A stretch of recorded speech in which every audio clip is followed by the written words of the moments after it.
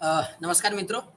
આજે આપણે ચર્ચા કરીશું માંગનો નિયમ અને પુરવઠાનો નિયમ વિશે, અને બજારની અંદર કિંમત નિર્ધારણ કેવી રીતે થાય છે માંગ અને પુરવઠા દ્વારા, એની ચર્ચા કરીશું.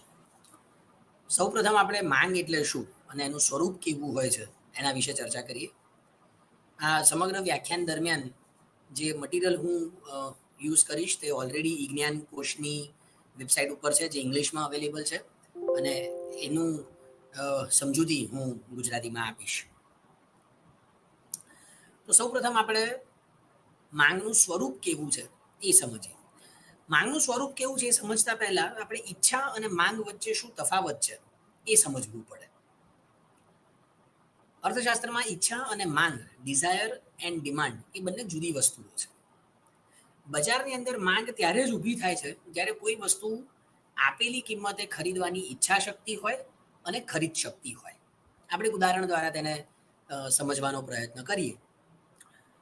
ધારો કે કોઈ એક વ્યક્તિને મર્સિડીઝ કાર ખરીદવી છે, એની કાર ખરીદવાની ઈચ્છા છે, પરંતુ એ કાર ખરીદવા માટે જે ખરીદ શક્તિ હોવી જોઈએ, એના પાસે જે રૂપિયા હોવા જોઈએ, તે નથી, અને આથી એની કાર ખરીદવાની ઈચ્છા એ માંગમાં પરિણામશે નહીં. તેવી જ રીતે ધારો કે વ્યક્તિની મર્સિડીઝ કાર ખરીદવાની શક્તિ છે, એની પાસે એટલી ખરીદ શક્તિ છે, એની પાસે એટલું નાણું છે, એની એટલી આવક છે, પણ એને એ કાર ખરીદવાની ઈચ્છા જ નથી, તો પણ બજારમાં મર્સિડીઝ કારની માંગ ઊભી થશે નહીં. આમ આપેલી કિંમતે જ્યારે કોઈ વસ્તુ ખરીદવાની ઈચ્છા હોય અને એ વસ્તુ ખરીદવાની શક્તિ હોય, એટલે કે ઈચ્છા શક્તિ અને ખરીદ શક્તિ બંને હોય, ત્યારે બજારમાં તે વસ્તુની માંગ ઊભી થાય છે. એ સિવાય એ વસ્તુની માંગ ઊભી થતી નથી. હવે માંગ કઈ બાબતો ઉપર આધાર રાખે છે એ આપણે સમજવાની જરૂર છે. ધારો કે કોઈ એક્સ વસ્તુ છે અને આપણે આ એક્સ વસ્તુની માંગનું વિશ્લેષણ કરવું છે. હવે આ જે એક્સ વસ્તુની માંગ છે એ બીજી કઈ બાબતો ઉપર આધાર રાખે છે? કારણ કે જે બીજી બાબતો છે એ એક્સ વસ્તુની માંગને અસર પહોંચાડશે. એટલે આપણે જ્યારે એક્સ વસ્તુની માંગનું વિશ્લેષણ કરતા હોઈએ ત્યારે આપણે સમજવું પડે કે બીજા કયા પરિબળો છે, બીજી કઈ બાબતો છે કે જે એક્સ વસ્તુની માંગને અસર પહોંચાડી શકે છે. તો અહીં તમે જોઈ શકો છો કે એક્સની માંગને આપણે ડીએક્સ વડે દર્શાવીશું. So DX is quantity demanded of X commodity. X વસ્તુની જે માંગ છે તેને આપણે ડીએક્સ વડે દર્શાવીશું. હવે તે કઈ બાબતો ઉપર આધાર રાખે છે એ સમજીએ. તો પહેલું છે પી એક્સ, એટલે કે એક્સ વસ્તુની કિંમત, પ્રાઇસ ઓફ એક્સ. ત્યારબાદ છે પી વાય, એટલે કે પ્રાઇસ ઓફ વાય, વાય વસ્તુની કિંમત. અને આ વાય વસ્તુ એ એક્સ વસ્તુની અવેજી વસ્તુ છે. આપણે આગળ એને વિસ્તારે સમજીશું. ત્યારબાદ છે પી ઝેડ, ઝેડ વસ્તુની કિંમત. આ ઝેડ વસ્તુની કિંમત, આ ઝેડ વસ્તુ એ એક્સ વસ્તુની પૂરક વસ્તુ છે. ત્યારબાદ છે એમ, એટલે કે ગ્રાહકની આવક કેટલી છે, તે પણ વસ્તુની માંગને અસર કરે છે. અને ત્યારબાદ છે T, test of the consumer, એટલે કે ગ્રાહકની અભિરુચિ કેવી છે એ વસ્તુ પ્રત્યેની. આ તમામ બાબતો એ વસ્તુની માંગને અસર કરે છે. આ સિવાય પણ બીજા ઘણા પરિબળો છે, જેમ કે સંસ્કૃતિ છે, જાતિ છે, ધર્મ છે. આ બધી બાબતો પણ માંગને અસર પહોંચાડતી હોય છે. તો આપણે અહીં એ સમજવાનું છે કે આપણે જે વસ્તુની માંગનું વિશ્લેષણ કરીએ છીએ એ વસ્તુની માંગ બીજી કઈ બાબતો ઉપર આધાર રાખે છે. તો આપણે સૌ જાણીએ છીએ કે માંગનો નિયમ શું છે. માંગનો નિયમ એ સમજાવે છે કે જો અન્ય પરિબળો યથાવત રહે તો વસ્તુની કિંમત અને તેની માંગ વચ્ચે વ્યસ્ત સંબંધ છે. ફરી એકવાર, જો અન્ય પરિબળો યથાવત રહે તો વસ્તુની કિંમત અને તેની માંગ વચ્ચે વ્યસ્ત સંબંધ છે. એટલે કે જો વસ્તુની કિંમત વધે તો માંગ ઘટે છે, અને વસ્તુની કિંમત ઘટે તો માંગ વધે છે. એટલે કે વસ્તુની કિંમત અને વસ્તુની માંગમાં વિરોધ દિશામાં ફેરફારો થાય છે. જ્યારે વસ્તુની કિંમત ઘટે, અન્ય પરિબળો યથાવત રહે તો વસ્તુની માંગ વધે છે. જો વસ્તુની કિંમત વધે, અન્ય પરિબળો યથાવત રહે તો વસ્તુની માંગ ઘટે છે. એટલે કે માંગનો નિયમ એ વસ્તુની કિંમત અને વસ્તુની માંગ વચ્ચેનો વ્યસ્ત સંબંધ દર્શાવે છે. અને વ્યસ્ત સંબંધ દર્શાવે છે માટે આપણને જે વસ્તુની માંગ રેખા મળે છે એ ઋણ ઢાળવાળી પ્રાપ્ત થાય છે. હંમેશા જ્યારે બે પરિબળો વચ્ચે વ્યસ્ત સંબંધ હોય ત્યારે એ બંને પરિબળો વચ્ચેની જે રેખા આપણને મળે, જે આકૃતિ આપણને મળે, એ ઋણ ઢાળવાળી પ્રાપ્ત થાય છે. હવે આપણે જે અન્ય પરિબળો છે જે સ્થિર ધાર્યા છે એ કયા છે? તો આપણે ઓલરેડી તમે સ્ક્રીન ઉપર જોઈ શકો છો કે જે એક્સ વસ્તુની કિંમત સિવાયના પરિબળો છે. વાય વસ્તુની કિંમત એટલે કે એની જે અવેજી વસ્તુ છે, ઝેડ વસ્તુની કિંમત એની જે પૂરક વસ્તુ છે, ગ્રાહકની આવક એમ અને ગ્રાહકની અભિરુચિ ટી, આ તમામ બાબતો સ્થિર છે. હવે જો એ સ્થિર ન હોય તો શું થાય એ આપણે સમજીએ. તો સૌથી પહેલા આપણે અવેજી વસ્તુની શરૂઆત કરીએ. આપણે ચા અને કોફીનું ઉદાહરણ લઈએ. તો ચા અને કોફી એકબીજાની અવેજી વસ્તુઓ છે. આપણે ચાની માંગનું વિશ્લેષણ કરીએ છીએ. તો એનો મતલબ કે ચાની માંગ એ શેની ઉપર આધાર રાખે છે? ચાની કિંમત ઉપર. આપણે આ બે બાબતો એટલે કે ચાની કિંમત અને ચાની માંગ વચ્ચે વ્યસ્ત સંબંધ છે. ચાની કિંમત વધશે તો ચાની માંગ ઘટશે, અને ચાની કિંમત ઘટશે તો ચાની માંગ વધશે. હવે જે અન્ય પરિબળો છે એમાં પહેલું છે કોફીની કિંમત, કારણ કે કોફી એ ચાની અવેજી વસ્તુ છે. તો આપણે જ્યારે ચાની માંગનું વિશ્લેષણ કરતા હોઈએ ત્યારે એવું ધારી લઈએ છે કે કોફીની કિંમત સ્થિર છે, એટલે કે ચાની જે અવેજી વસ્તુ છે એની કિંમતમાં પણ કોઈ ફેરફાર થતો નથી. હવે આવું શા માટે ધારી લઈએ છીએ? ધારો કે કોફીની કિંમત વધે છે, આપણે ઉધારી લઈએ કે કોફીની કિંમત વધે છે. હવે કોફીની કિંમત વધી માટે શું થશે? જે ગ્રાહકો કોફી પીવે છે એ કોફીની કિંમત વધવાને કારણે કોફીની માંગ ઘટાડશે અને એની અવેજી વસ્તુ એટલે કે ચા તેની માંગ વધારશે. એટલે લોકો અથવા તો ગ્રાહકો હવે કોફી છોડીને ચા પીવાની શરૂઆત કરશે અથવા તો ચાની માંગ ઊભી થશે. પરંતુ ચાની કિંમતમાં કોઈ ફેરફાર થયો નથી. તો અહીંયા ચાની કિંમતમાં ફેરફાર નથી થયો, તેમ છતાં પણ ચાની માંગ વધી. શા માટે ચાની માંગ વધી? કારણ કે બજારમાં કોફીની કિંમત વધી છે અને આથી ગ્રાહકો કોફીના બદલે તેની અવેજી વસ્તુ એટલે કે ચા પીવાની અથવા તો ચાની માંગ ઊભી કરે છે. તો આમ આપણે જ્યારે ચાની માંગનું વિશ્લેષણ કરતા હોઈએ ત્યારે એવું ધારી લેવું પડે કે કોફીની કિંમત સ્થિર છે. એનાથી ઊંધું, ધારો કે કોફીની કિંમત ઘટી ગઈ, તો જે ગ્રાહકો ચા પીવે છે એ હવે કોફી પીશે કારણ કે ચાની સાપેક્ષે કોફી સસ્તી થઈ. પરંતુ ચાની કિંમતમાં તો કોઈ ફેરફાર નથી થયો. ચાની કિંમતમાં કોઈ જ ફેરફાર નથી થયો, તેમ છતાં પણ ચાની માંગ ઘટશે કારણ કે ચાની સાપેક્ષે કોફી સસ્તી થઈ છે અને આથી લોકો કોફી પીશે. તો આમ કોફીની કિંમતમાં વધારો પણ થતો નથી, ઘટાડો પણ થતો નથી, તેવી ધારણા આપણે કરવી પડે જો આપણે ચાની માંગનું વિશ્લેષણ કરવું હોય. એવી જ રીતે આપણે બીજું પણ ઉદાહરણ લઈ શકીએ છીએ. ધારો કે પેપ્સી અને થમ્સઅપ બંને અવેજી વસ્તુઓ છે. તો આપણે જ્યારે પેપ્સીની માંગનું વિશ્લેષણ કરતા હોઈએ ત્યારે એવું ધારી લેવું પડે કે થમ્સઅપની કિંમતમાં કોઈ ફેરફાર થતો નથી, તો જ આપણે પેપ્સી અને પેપ્સીની માંગ અને પેપ્સીની કિંમત વચ્ચેનો વ્યસ્ત સંબંધ સમજાવી શકીએ. એના પછીના મુદ્દા ઉપર આવીએ, પૂરક વસ્તુની કિંમત. હવે પૂરક વસ્તુઓ એટલે કેવી, પહેલા તો એ સમજવાની જરૂર છે. એક વસ્તુ વાપરવા માટે બીજી વસ્તુનું ચોક્કસ પ્રમાણ હોવું જરૂરી છે. એવી બે વસ્તુઓને આપણે પૂરક વસ્તુઓ કહીએ છીએ. ધારો કે કાર અને પેટ્રોલ. કાર વાપરવા માટે પેટ્રોલ જરૂરી છે, તો કાર અને પેટ્રોલ એ પૂરક વસ્તુઓ છે.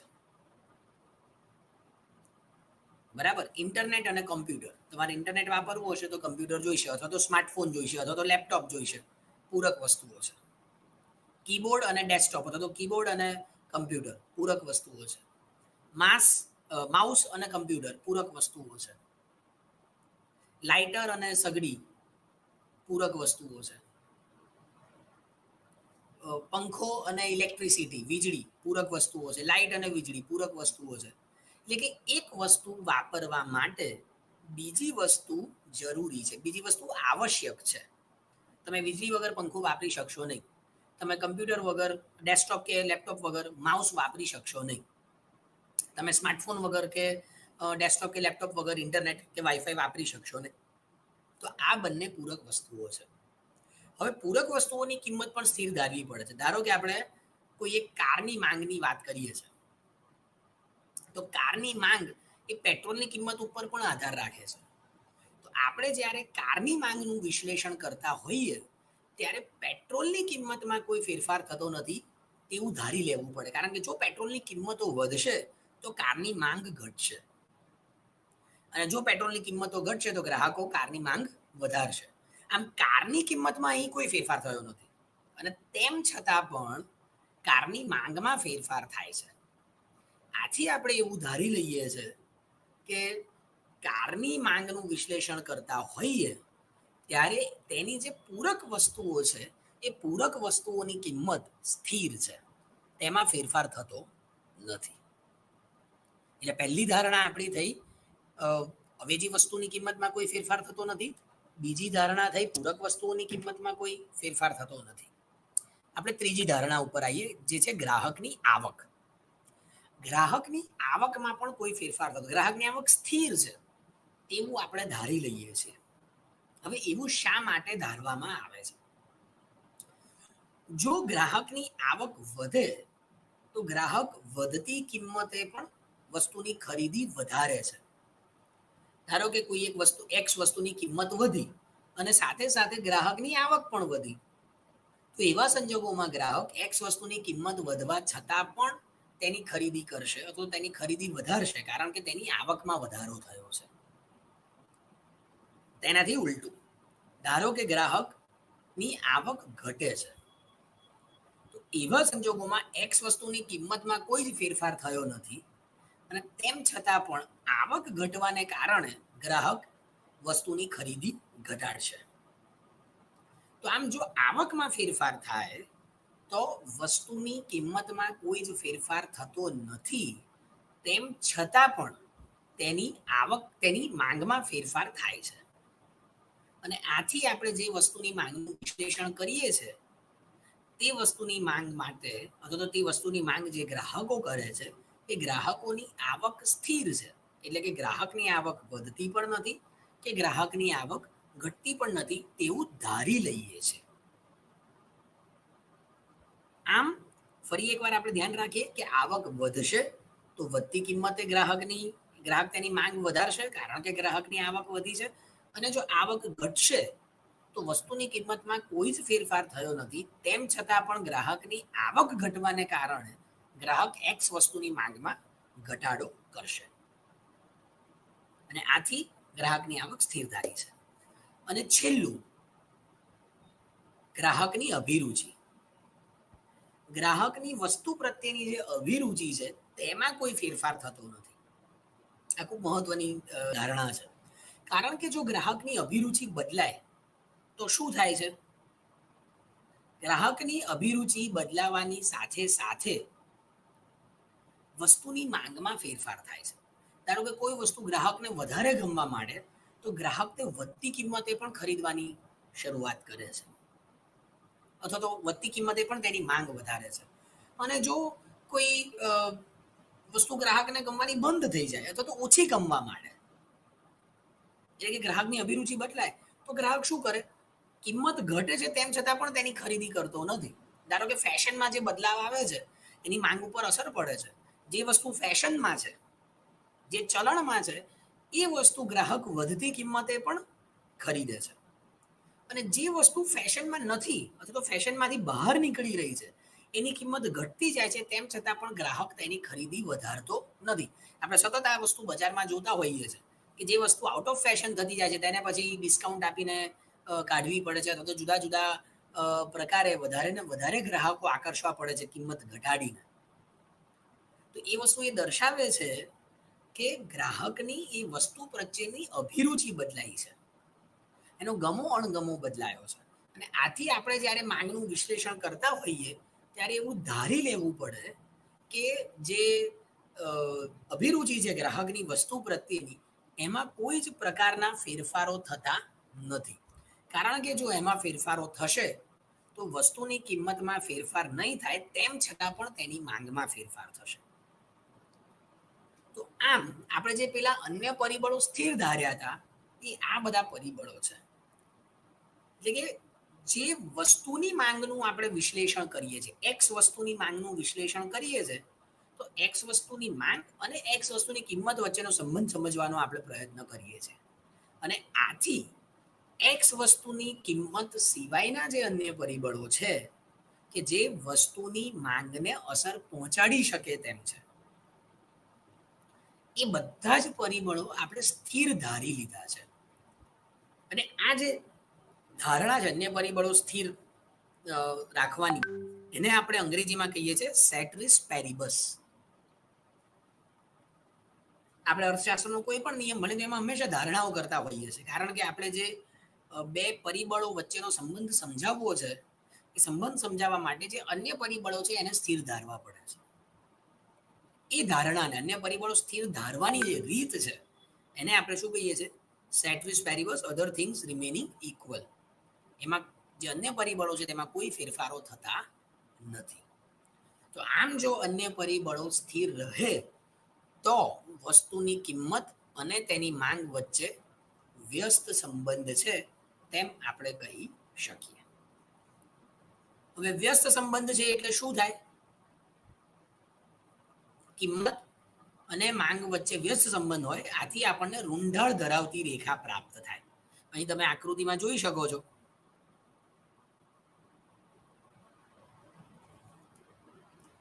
ડીડી રેખા એ રૂંઢાળ ધરાવતી રેખા છે.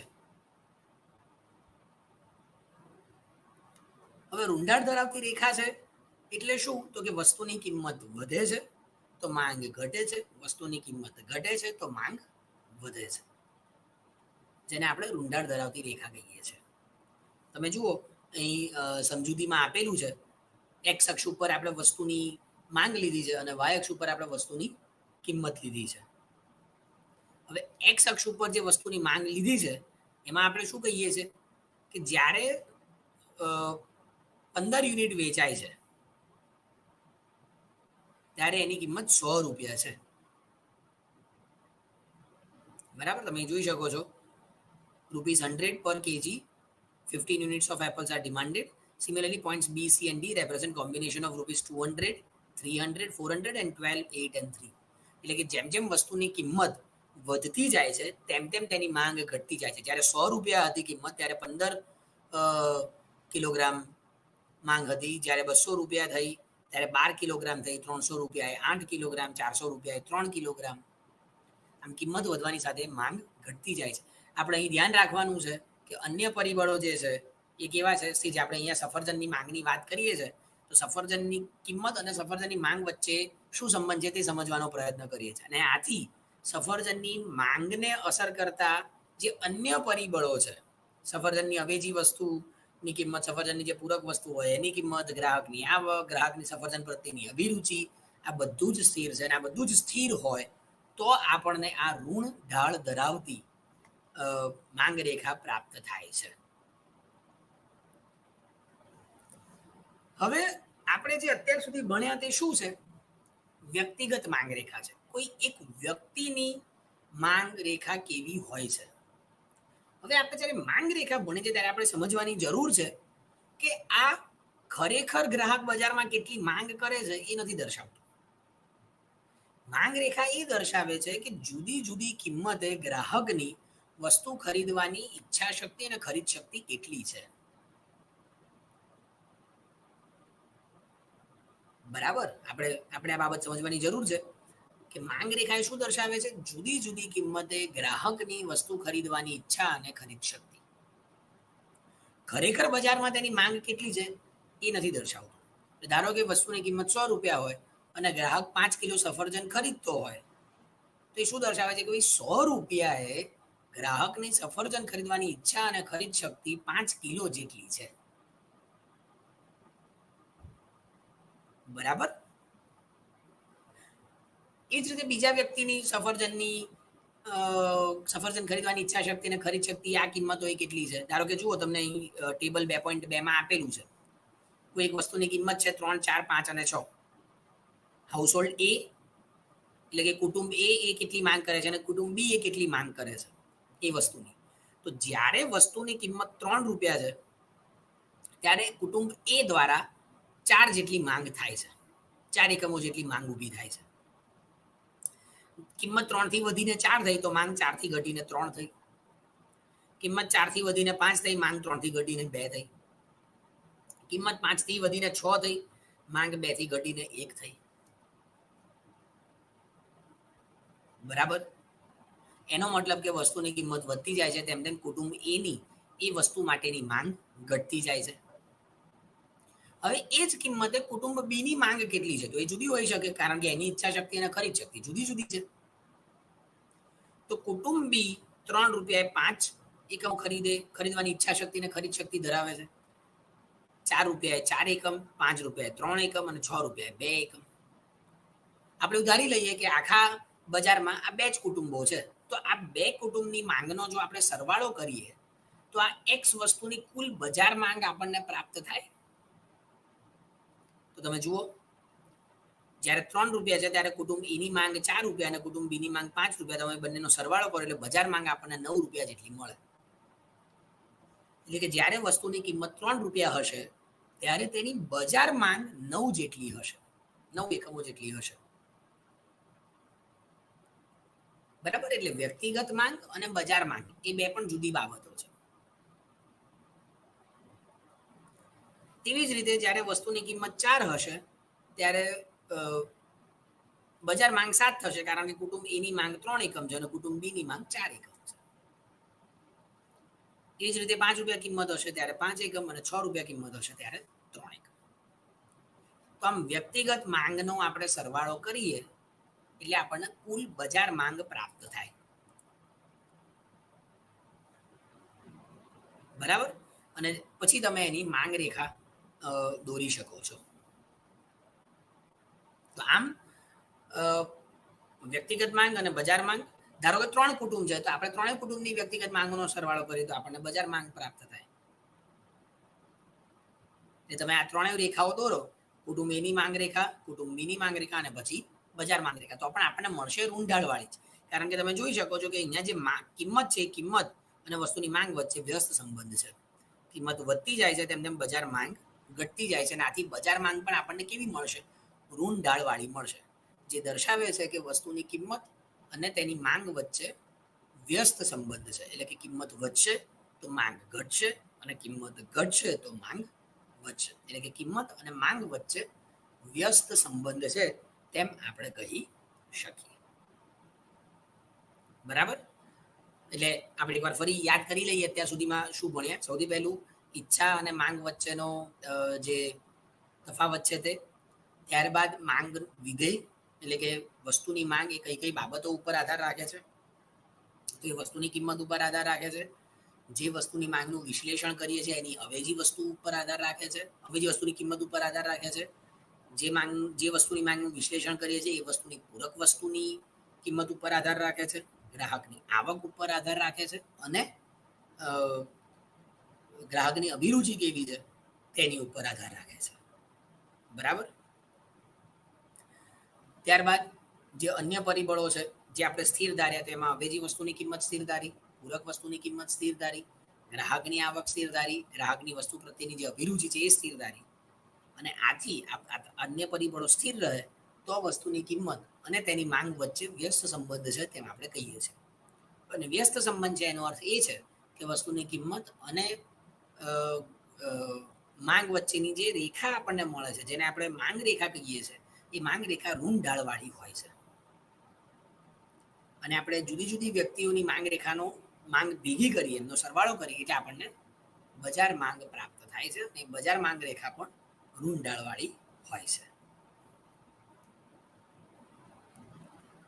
હવે બજાર માંગ રેખા ઋણઢાળવાળી શા માટે હોય? શા માટે વસ્તુની કિંમત અને તેની માંગ વચ્ચે વ્યસ્ત સંબંધ છે? તેમાં બે બાબતો મહત્વની છે, અવેજી અસર અને આવક અસર.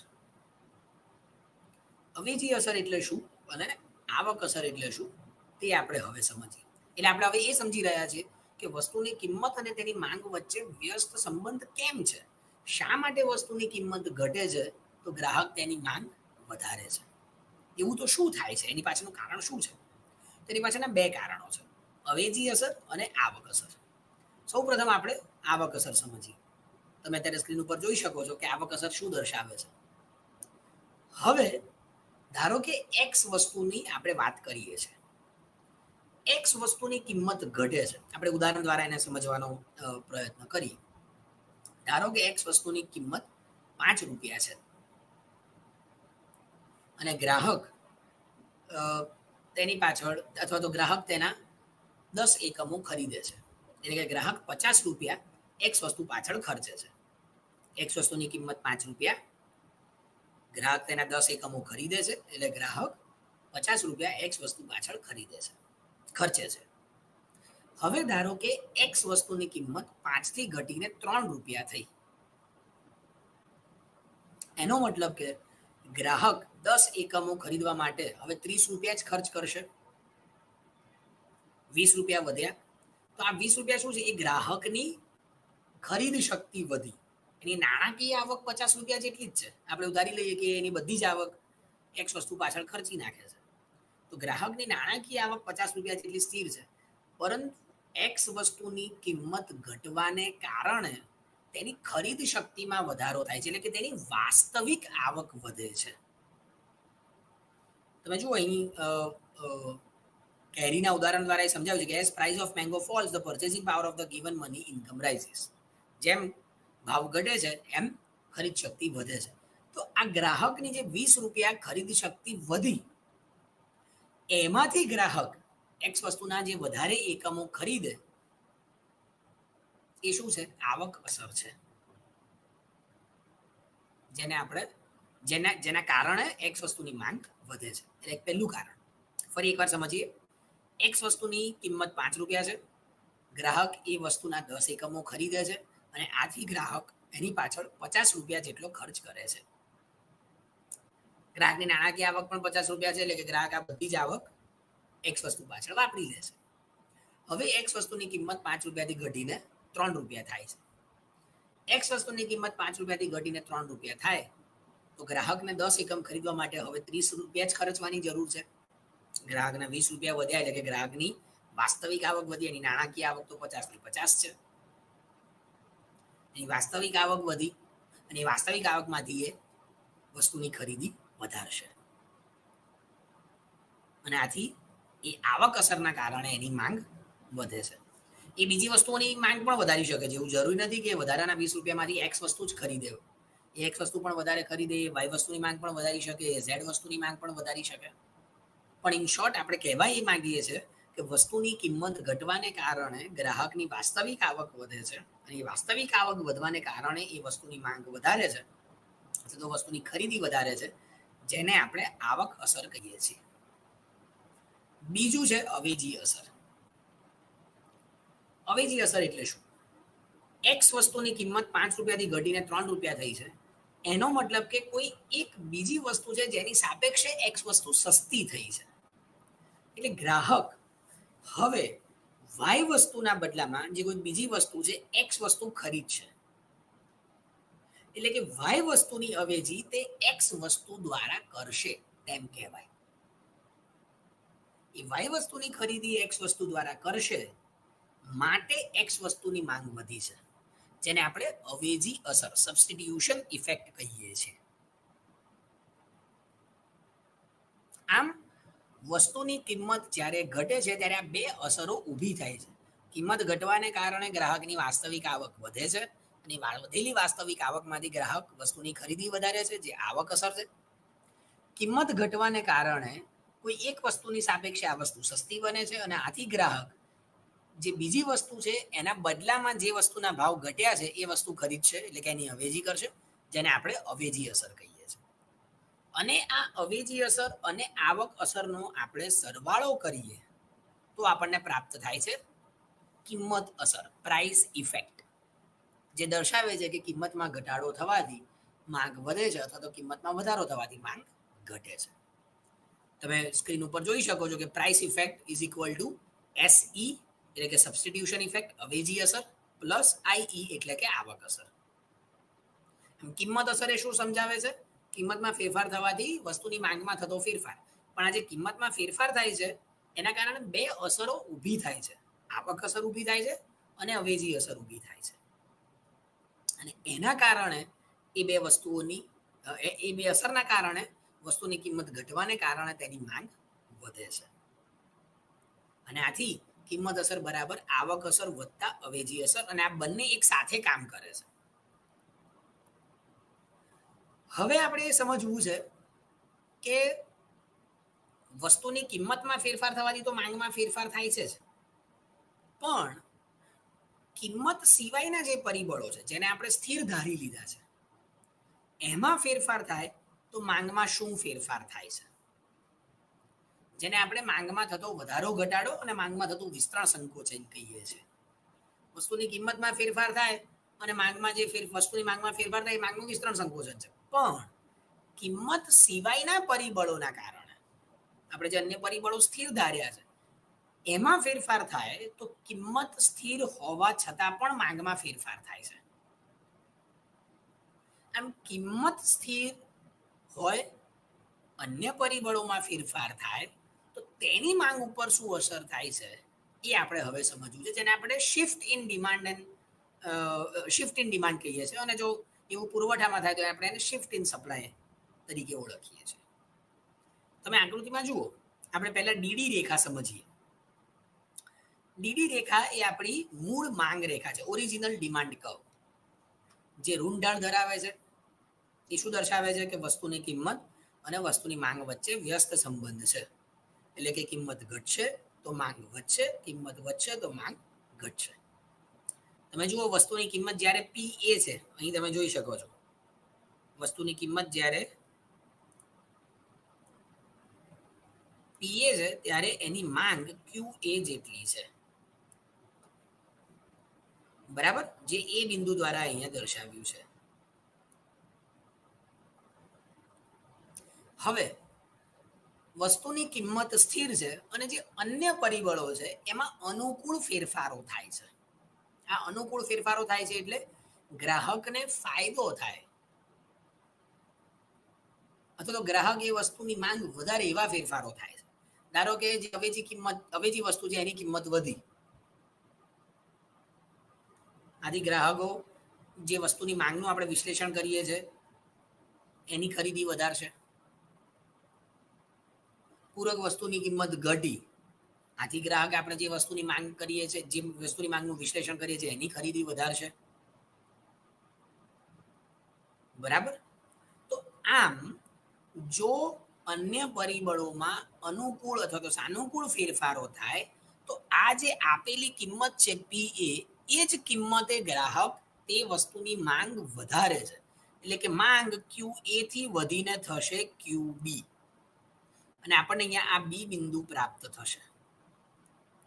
અને એ બી બિંદુમાંથી પસાર થતી તમે રેખા દોરો એટલે ડી ડેશ રેખા આપણને પ્રાપ્ત થાય. એ ડી ડેશ રેખા આપણને પ્રાપ્ત થાય એ શું દર્શાવે છે કે માંગ રેખા જમણી બાજુ અથવા તો ઉપરની બાજુ ખસે છે. તમે જુઓ ડી ડેશ માંગ રેખા એ ડીડી જે આપણી મૂળ માંગ રેખા છે એની ઉપરની બાજુએ કે એની જમણી બાજુએ છે. આમ કિંમત સિવાયના પરિબળોમાં જો અનુકૂળ ફેરફારો થાય તો સમગ્ર માંગ રેખા જમણી બાજુ કે ઉપરની બાજુ ખસે છે. અહીં તમે જોઈ શકો છો કે કિંમતમાં કોઈ ફેરફાર, કિંમત આ ઓ પી એ જેટલી સ્થિર છે, કિંમતમાં કોઈ જ ફેરફાર થયો નથી, અને તેમ છતાં પણ તેની માંગ ક્યુ એ થી વધીને ક્યુ બી જેટલી થાય છે, જે દર્શાવે છે કે સમગ્ર માંગ રેખા જમણી બાજુ ખસે છે, જેને આપણે માંગમાં થતો વધારો કહીએ છીએ, ઇન્ક્રીઝ ઇન ડિમાન્ડ, અથવા તો shift in rightward shift in the demand curve. અહીંયા લખેલું છે, તમે જુઓ, rightward shift of the whole demand curve. હવે જો અન્ય પરિબળો છે તેમાં પ્રતિકૂળ ફેરફારો થાય છે તો શું થાય, તો આ આપેલી કિંમતે માંગ ઘટે, માંગ ક્યુ એ થી ઘટીને ક્યુ સી તરફ આવે છે. ક્યુ એ થી ઘટીને કેટલી થાય છે, ક્યુ સી.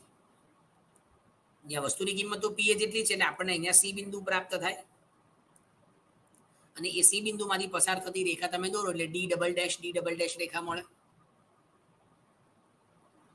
તો તમે જુઓ સમગ્ર માંગ રેખા ડાબી બાજુ અથવા તો નીચેની બાજુ ખસે છે.